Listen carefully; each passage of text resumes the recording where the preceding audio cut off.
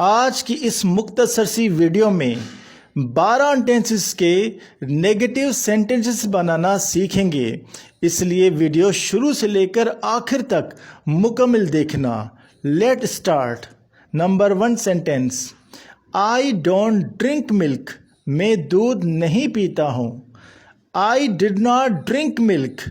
मैंने दूध नहीं पिया। I shall not drink milk. मैं दूध नहीं पीऊँगा। I am not drinking milk. मैं दूध नहीं पी रहा हूँ। I was not drinking milk. मैं दूध नहीं पी रहा था। I shall not be drinking milk. मैं दूध नहीं पी रहा होऊंगा। I have not drunk milk. मैं दूध नहीं पी चुका हूँ। I had not drunk milk. मैं दूध नहीं पी चुका था। I shall not have drunk milk. मैं दूध नहीं पी चुका होऊंगा।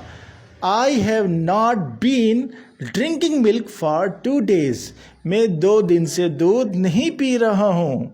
आई had not been drinking milk for 2 days।